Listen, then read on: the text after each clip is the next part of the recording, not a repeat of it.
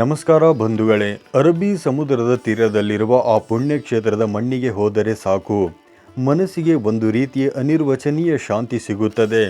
ಅಲ್ಲಿ ಕೇಳಿಬರುವ ಮಂತ್ರಘೋಷಗಳು, ತುಳಸಿಯ ಸುಗಂಧ ಮತ್ತು ಆ ಪುಟ್ಟ ಬಾಲಕೃಷ್ಣನ ದಿವ್ಯ ಸನ್ನಿಧಿ ನಮ್ಮನ್ನು ಮಂತ್ರಮುಗ್ಧರನ್ನಾಗಿಸುತ್ತದೆ. ಆದರೆ ನಿಮಗೆ ಗೊತ್ತೇ, ಇಂದು ನಾವು ಉಡುಪಿಯಲ್ಲಿ ಪೂಜಿಸುವ ಆ ಸುಂದರ ಕೃಷ್ಣನ ವಿಗ್ರಹ ಸಾವಿರಾರು ವರ್ಷಗಳ ಹಿಂದೆ ದ್ವಾರಕೆಯಲ್ಲಿ ರುಕ್ಮಿಣಿ ದೇವಿಯಿಂದ ಪೂಜಿಸಲ್ಪಟ್ಟಿತ್ತು. ಆ ವಿಗ್ರಹ ಸಮುದ್ರದ ಮೂಲಕ ಉಡುಪಿಗೆ ಬಂದಿದ್ದು ಹೇಗೆ? ಸಾಕ್ಷಾತ್ ಪರಮಾತ್ಮನೇ ತನ್ನ ಭಕ್ತನಿಗಾಗಿ ಗೋಡಿಯನ್ನು ಒಡೆದು ತಿರುಗಿ ನಿಂತಿದ್ದು ಯಾಕೆ? ಮಧ್ವಾಚಾರ್ಯರು ಸ್ಥಾಪಿಸಿದ ಆ 8 ಮಠಗಳ ಮಹತ್ವವೇನು? ಇಂದಿನ ವಿಡಿಯೋದಲ್ಲಿ ನಾವು ಉಡುಪಿ ಶ್ರೀಕೃಷ್ಣ ಮಠದ ಉಗಮ, ಅದರ ಐತಿಹಾಸಿಕ ಹಿನ್ನೆಲೆ ಮತ್ತು ಅಷ್ಟಮಠಗಳ ಪರಂಪರೆಯ ಬಗ್ಗೆ ಸಂಪೂರ್ಣವಾಗಿ ತಿಳಿಯೋಣ. ಈ ದಿವ್ಯ ಪಯಣವನ್ನು ಕೊನೆಯವರೆಗೂ ನೋಡಿ. ಉಡುಪಿ ಹೆಸರಿನ ಹಿನ್ನೆಲೆ ಮತ್ತು ಪುರಾಣ. ಉಡುಪಿ ಎನ್ನುವ ಹೆಸರಿನ ಹಿಂದೆ ಒಂದು ಸುಂದರವಾದ ಅರ್ಥವಿದೆ. ಸಂಸ್ಕೃತದಲ್ಲಿ ಉಡು ಎಂದರೆ ನಕ್ಷತ್ರ, ಪ ಎಂದರೆ ಒಡೆಯ, ಅಂದರೆ ನಕ್ಷತ್ರಗಳ ಒಡೆಯನಾದ ಚಂದ್ರನಿಗೆ ಸಂಬಂಧಿಸಿದ ಕ್ಷೇತ್ರವಿದು. ಪುರಾಣಗಳ ಪ್ರಕಾರ ದಕ್ಷ ಬ್ರಹ್ಮನ ಶಾಪದಿಂದ ಕ್ಷಯರೋಗಕ್ಕೆ ತುತ್ತಾದ ಚಂದ್ರನು ಇಲ್ಲಿ ಅಶ್ವತ್ಥ ಸರೋವರದ ದಡದಲ್ಲಿ ಈಶ್ವರನನ್ನು ಕುರಿತು ತಪಸ್ಸು ಮಾಡುತ್ತಾನೆ. ಚಂದ್ರನ ಭಕ್ತಿಗೆ ಮೆಚ್ಚಿದ ಶಿವನು ಶಾಪ ವಿಮೋಚನೆ ನೀಡಿ ಅನುಗ್ರಹಿಸುತ್ತಾನೆ.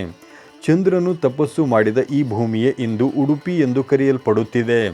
ಇಲ್ಲಿನ ಚಂದ್ರಮೌಳೀಶ್ವರ ದೇವಸ್ಥಾನವು ಅತ್ಯಂತ ಪ್ರಾಚೀನವಾಗಿದ್ದು, ಮಧ್ವಾಚಾರ್ಯರ ತಂದೆಯು ಇಲ್ಲಿ ಪೂಜೆ ಸಲ್ಲಿಸುತ್ತಿದ್ದರು ಎನ್ನಲಾಗುತ್ತದೆ. ಶ್ರೀಕೃಷ್ಣನ ವಿಗ್ರಹದ ಆಗಮನ ಮತ್ತು ಮಧ್ವಾಚಾರ್ಯರು.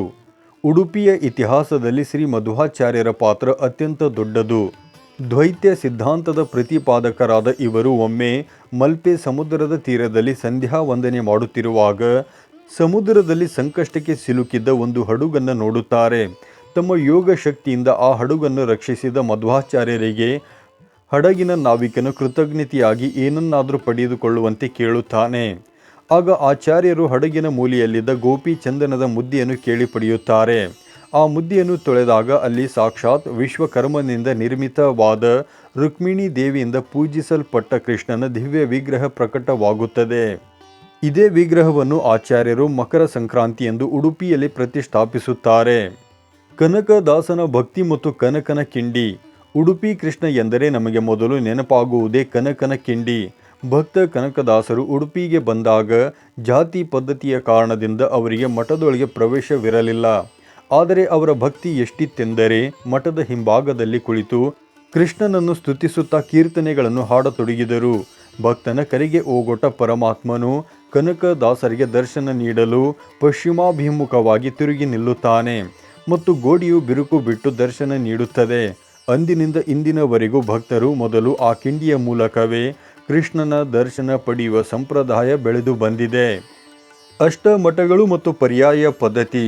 ಶ್ರೀ ಮಧ್ವಾಚಾರ್ಯರು ಶ್ರೀಕೃಷ್ಣನ ಪೂಜೆ ಮತ್ತು ದ್ವೈತ ಸಿದ್ಧಾಂತದ ಪ್ರಚಾರಕರಾಗಿ 8 ಮಂದಿ ಶಿಷ್ಯರನ್ನು ನೇಮಿಸಿ ಅಷ್ಟಮಠಗಳನ್ನು ಸ್ಥಾಪಿಸಿದರು. ಅವುಗಳೆಂದರೆ ಪಾಲಿಮಾರು, ಅದಮಾರು, ಕೃಷ್ಣಾಪುರ, ಪುತ್ತಿಗೆ, ಶಿರೂರು, ಸೋಧೆ, ಕಾಣಿಯೂರು ಮತ್ತು ಪೇಜಾವರ ಮಠಗಳು.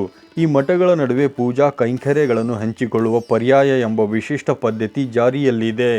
ಮೊದಲು ಪ್ರತಿ 2 ತಿಂಗಳಿಗೊಮ್ಮೆ ನಡೆಯುತ್ತಿದ್ದ ಈ ಪರ್ಯಾಯವು ಸೋಧೆ ಮಠದ ಶ್ರೀ ವಾದಿರಾಜ ತೀರ್ಥರ ಕಾಲದಿಂದ 2 ವರ್ಷಗಳ ಅವಧಿಗೆ ಬದಲಾಯಿತು.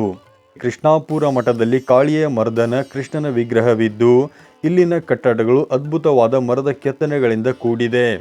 ಹೀಗೆ ಉಡುಪಿ ಎನ್ನುವುದು ಕೇವಲ ಒಂದು ದೇವಸ್ಥಾನವಲ್ಲ, ಅದು ಭಕ್ತಿ ಮತ್ತು ಪರಂಪರೆಯ ಸಂಗಮ. ಇಲ್ಲಿನ ಪ್ರತಿಯೊಂದು ಕಲ್ಲು, ಪ್ರತಿಯೊಂದು ಉತ್ಸವವು ಕೃಷ್ಣನ ಪವಾಡಗಳನ್ನು ಸಾರುತ್ತವೆ. ನೀವು ಒಮ್ಮೆ ಉಡುಪಿಗೆ ಭೇಟಿ ನೀಡಿ ಆ ಬಾಲಕೃಷ್ಣನ ಕೃಪೆಗೆ ಪಾತ್ರರಾಗಿ. ಈ ವಿಡಿಯೋ ನಿಮಗೆ ಇಷ್ಟವಾದಲ್ಲಿ ಲೈಕ್ ಮಾಡಿ, ನಿಮ್ಮವರೊಂದಿಗೆ ಹಂಚಿಕೊಳ್ಳಿ ಮತ್ತು ಇಂತಹ ಹೆಚ್ಚಿನ ಧಾರ್ಮಿಕ ಮಾಹಿತಿಗಳಿಗಾಗಿ ನಮ್ಮ ಚಾನಲನ್ನು ತಪ್ಪದೆ ಸಬ್ಸ್ಕ್ರೈಬ್ ಮಾಡಿ. ಧನ್ಯವಾದಗಳು.